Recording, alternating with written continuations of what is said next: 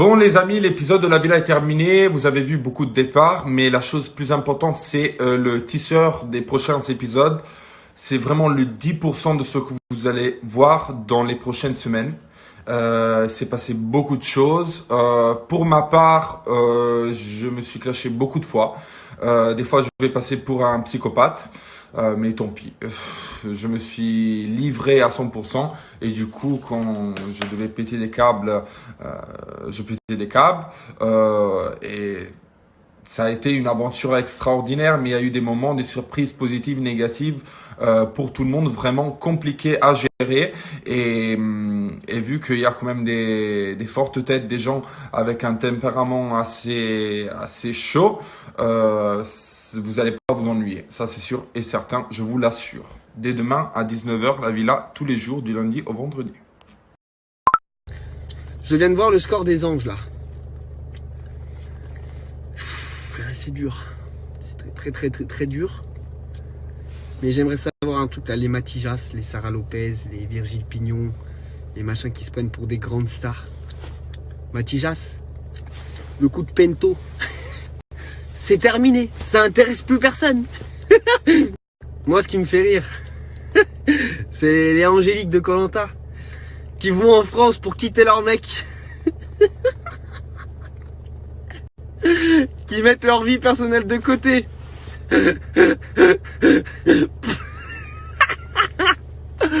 Pour pas gagner de followers. La vie est dure.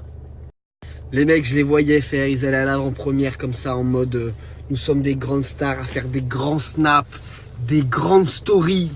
Genre on est suivis.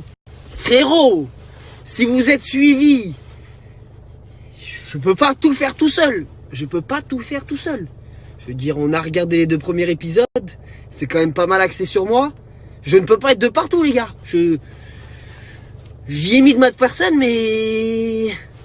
Frérot, Jonathan Matijas, acteur. Mais acteur de quoi, mon ref? Coup de pento à gauche, coup de pento à droite. Acteur Marc Dorcel. Pignon, il y a un breakdancer qui est arrivé, qui a commencé à danser du break, qui te pique ta meuf sous tes yeux. Et tu dis rien. Tu ne peux pas accepter ça. Frérot, réveillez-vous. JCVD, Jean-Claude Van Damme, il est venu frérot. Il est même pas venu mettre des coups de pied retournés, il est venu pécho les candidates. Il est venu, il est reparti avec Anissa mon frère. Mais comment veux-tu que ça fonctionne? Même Jean-Claude Van Damme s'est foutu de notre gueule. Anissa, je veux bien qu'à un moment donné, il faut percer. JCVD. Putain, mais allumez votre putain de téléviseur. Demain, 18h30 sur Énergie 12. Anissa va se faire écarter les jambes par JCVD. Là, tout ce que vous êtes derrière mon snap. Là, je suis à 300 000 vues sur Snapchat. Là, à l'heure actuelle, tout de suite, là.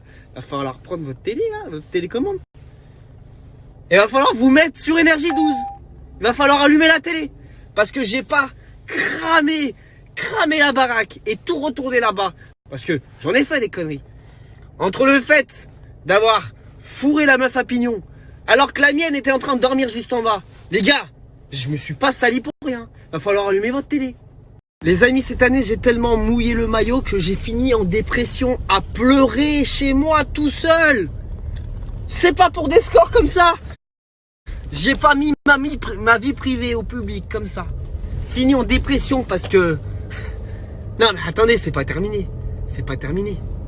Non, parce que ce qu'il faut savoir, c'est qu'il y a un certain petit trou du cul qui s'appelle Mehdi. Allez, c'est ton moment de gloire. Ah bah frérot, je crois moi que c'est mieux d'être sur mon Snapchat qu'à la télé. C'est ton petit moment de gloire. Il a fait les princes avec un certain Julien Bert. Ce qu'il faut savoir, c'est que Bert a appris à ce Mehdi à draguer. Bertus a ouvert la Bear School Academy et a appris à Mehdi à draguer. Il lui a montré comment fallait faire un peu pour gérer une meuf. Derrière ce con, il arrive dans les anges. Il arrive dans les anges. Il va pas pêcher ma meuf à cause de Ber. Non mais attends, le mec a pris des cours à la Bear School Academy. C'est-à-dire que Ber, c'est mon ami Ber, c'est mon ami, c'est mon frère. Il a donné des cours à un mec qui est venu attraper ma meuf dans les anges 12. C'est-à-dire que le mec, il est venu, il l'a fait. C'est-à-dire que la Bear School Academy a porté ses fruits. Aujourd'hui, ma dépression, je la dois à Bertus. Merci Bertus. 1 heure à la Bear School Academy et il a baisé ma femme. Bon, c'était mon coup de gueule du matin parce que oui, je me réveille à 8h30 le matin. Je pense que eux, ils sont encore au lit, ces chefs d'entreprise. Je pense que tous ces chefs d'entreprise, grands candidats de télé-réalité, sont encore au lit. Oui, je pense qu'ils dorment encore, mais il y a des gens aussi qui travaillent, donc on se réveille le matin. Nous étions aujourd'hui sur le Snap. Dylan, c'est Théo. Je vous invite à vous abonner, car tous les jours, ce sera comme ça. Je vais les éclater un par un. C'est vraiment le genre de choses que je déteste faire, que j'ai jamais fait d'ailleurs. Répondre à un candidat ou à quelqu'un qui parle mal de moi sur ses réseaux, je l'ai jamais fait, j'ai toujours laissé parler. Parce que ça m'intéresse pas, parce que je veux pas donner de l'importance, parce que c'est ma philosophie, c'est comme ça, je me prends pas la tête pour des bêtises. Parce que comme certains l'ont dit, en chialant, parce qu'ils voulaient appâter, attendrir certaines personnes, il y a des choses bien plus graves dans la vie. Et c'est pour ça qu'en général je réponds pas, parce que je remets tout en question, je relativise, je me prends pas la tête. Je sais à quel point c'est sans importance et à quel point j'ai des choses bien plus importantes à me préoccuper, comme ma petite femme, comme ma maman, ma petite soeur, ma famille, mes projets, les gens qui ont besoin de notre aide, les choses qu'il y a à faire dans ce monde. Plutôt que de me préoccuper des gens qui crachent les uns sur les autres et insultent dans le dos. Encore une fois, jamais en face. Quand on est en face, il n'y a pas grand monde. Vous l'avez vu hier d'ailleurs, quand on est en face. Caca culotte, pipi. Donc là, vu que je suis pas en face, certainement, il a dû ôter la couche et il n'y a plus besoin de faire pipi dans la culotte. Parce qu'il n'y a plus personne en face, c'est juste un téléphone et des followers, comme il dit, des gens qui le suivent et qui l'écoutent, qui rigolent de ses conneries, j'imagine, parce que pas tout le monde n'arrive à se mettre à la place de ceux qui sont visés. Mais moi, je vous le dis, je commence à en avoir un peu marre de me faire insulter, de toujours devoir être mature, prendre du recul pour ne pas répondre parce que c'est sans importance. Et à un moment donné, je reste humain.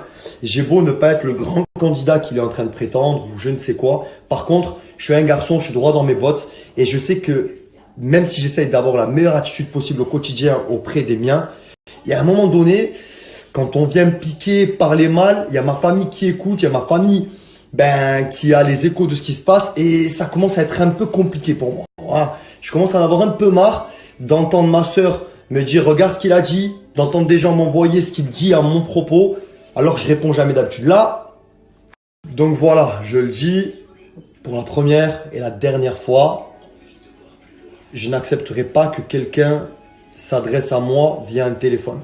Si quelqu'un a quelque chose à me dire, qu'il porte ses couilles et qu'il vienne me le dire en face. Parce que du moment qu'il arrivera à faire ça, qu'il aura le courage pour le faire, pour venir m'affronter, avoir les mots qu'il faut, les arguments ou les cojones entre les jambes, à ce moment-là, je lui porterai le respect qu'il mérite. Mais là, pour le coup, quand j'entends Ilan, parce que c'est de toi dont il s'agit, critiquer tout le casting, remettre en question les scores qu'on a eu hier, parce que même s'ils sont catastrophiques, en attendant, nous on a fait les choses avec cœur. Et peu importe, on paye le prix des saisons précédentes qui ont été un peu compliquées. Toi, qui dis être beaucoup dans les épisodes, mais tu te critiques toi-même. Je comprends pas en fait. Tu es en train de dire que toi-même, tu as fait de la merde. Mais c'est nous que tu pointes du doigt. Tu te remets pas en question une seule seconde. Non, jamais. Pourquoi tu n'étais pas aux conférences? Pourquoi tu n'étais pas à tous ces moments là où on était tous ensemble? C'est pas parce que tu ne voulais pas. Non, si tu n'étais pas là, c'est parce que la prod a eu peur que ça parte en cacahuète parce que tu es détesté par tout le monde. Si tu n'étais pas là, c'est parce que à certains moments, tu as aussi dit il vaut peut-être pas mieux que je vienne parce que je pense que ça peut vriller. Donc, c'est la preuve que tu n'as pas les cojones, mon ami. Donc, parle sur ton Snap autant que tu veux. Autant que tu veux. En attendant, tu critiques ce que toi, tu as fait. Voilà, je te le dis. Et tu as beau faire le mariole, rigoler, alors qu'hier, tu pleurais parce que forcément, tu as vécu un moment difficile de revoir ces images. Quand on était là-bas et que je t'ai pris sous mon aisselle qui pue la transpiration et que tu pleurais et que tu me prenais comme si j'étais ton papa Parce que j'étais là pour toi, parce que grand naïf que je suis, moi, j'étais là pour te réconforter, même si j'avais la haine contre toi parce que tu parlais mal de moi. À ce moment-là, tu m'insultais pas. À ce moment-là, tu étais bien content que Sarah et moi, on soit là pour te réconforter, pour être à côté de toi parce qu'on est des gros naïfs. Oui, on a été des trous du cul, d'être là près de toi et te donner l'importance que tu méritais pas. Parce qu'au final, regarde, au fur et à mesure de la saison, notre relation a eu des hauts et des bas, mais on en revient toujours au même. C'est que même quand on te pardonne, même quand on veut croire en toi, tu nous déçois encore, tu vois. Donc, tu pourras dire ce que tu veux. Oui, tu as les ficelles, des candidats, tu connais ton métier, pas de problème. Mais en tant qu'homme, tu vaux quoi? Tu te regardes dans un miroir des fois? Maintenant, je te le dis. Ça me concerne. Moi, ça m'a agacé. C'est fait. On verra ce qui va arriver par la suite. Maintenant, je te le dis, tu es en train de spoiler le programme. Tu parles de certains candidats, tu parles d'Angélique, etc. Ils ont rien à voir dans toute cette histoire. En vérité, tu as la haine contre certaines personnes. On va pas se mentir. Et tu veux ramener des vues. Et tu veux faire parler de toi. Et nanani et nanana. Reste à ta place, Ilan. Parce qu'il y a des gens, tu peux pas jouer avec leur cerveau et leur morale. Tu sais pas après à quel point ça va les atteindre. Tu peux leur faire beaucoup de mal. Et tu le sais. Alors sois prudent avec ce que tu fais. Bref, j'ai assez perdu de temps. J'ai donné beaucoup trop d'importance à quelqu'un qui le mérite pas. Et oui, j'entends déjà des réactions. Parce que moi-même, je pense ça. Des gens qui vont me dire arrête, pourquoi tu réponds, tu donnes trop d'importance à quelqu'un qui ne mérite pas, mais voyons, toi tu sais prendre le recul, lui pas, lui c'est son gagne-pain, etc. Je sais tout ça, mais voilà, je suis humain, je suis pas parfait et je pouvais pas le retenir parce que je l'avais là, la rage au ventre, c'était trop, c'est pas la première fois, donc d'habitude j'arrive à prendre sur moi, mais là j'y arrivais pas. Donc oui, je le dis haut et fort, les anges ont eu du mal à démarrer. Pourtant, on a été très sincères. On est passé par plein d'étapes en à peine deux épisodes. Je me suis même pris à tête avec Ilan. Je l'ai même réconforté, pardonné. J'ai été là pour lui parce qu'il a vécu un moment difficile. Et regardez comment aujourd'hui il nous chie dessus. Sauf que moi, Ilan, il n'y a personne qui me chie dessus. Tu comprends? Donc, il vaudrait mieux que tu connaisses où sont tes limites. Sinon, je viendrai te le rappeler.